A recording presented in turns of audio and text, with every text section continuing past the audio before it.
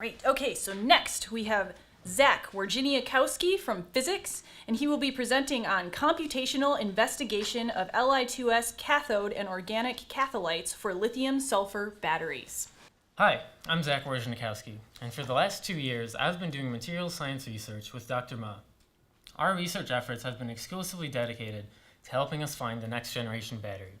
So let's talk about batteries for a minute, like the ones in electric cars. They're the same batteries as the ones found in your cell phone, which you charge at night and use during the day. It's a pretty sweet routine, but unfortunately, you can't do that with electric cars.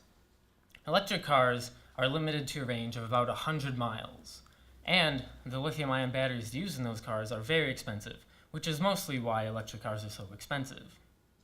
However, there is a much more high-energy storage solution that is going to be available soon, and that is the lithium-sulfur battery. This battery has the potential to hold 10 times as much energy as the lithium-ion battery. So that means instead of going 100 miles in a car in a single charge, you're going 1,000 miles in a single charge.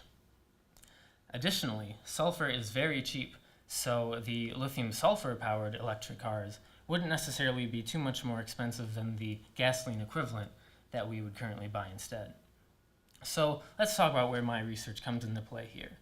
So what I do is I take actual experiments done with preliminary lithium-sulfur batteries and run computer simulations on the molecules and atoms individually in order to see what they do. So the big problem right now is that in the traditional battery setup, that is with a cathode, electrolyte, and anode, or with a plus-minus end, that the battery forms these insoluble groups. It forms bonds with the lithium and the sulfur that cannot be broken. And because these bonds cannot be broken, that means the battery can't hold as much energy as it should be able to, which makes the battery kind of useless if it can't hold its maximum capacity. So, from this research, we need a solution that'll remove the formation of these unbreakable bonds. And happily, there is one. It's called the Catholyte, which combines the cathode and the electrolyte, one end and the middle of the battery. So in this, you take the sulfur, which is the cathode, and attach it to something to form a free-floating kind of electrolyte substance.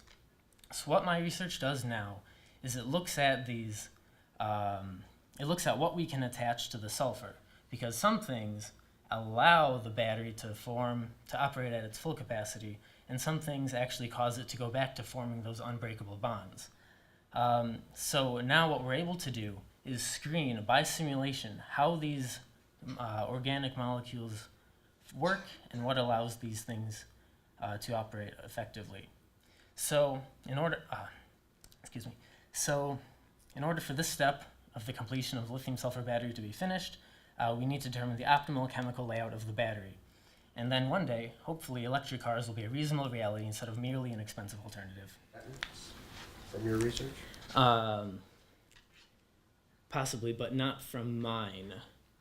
I don't think we're at that stage where we'd look for that.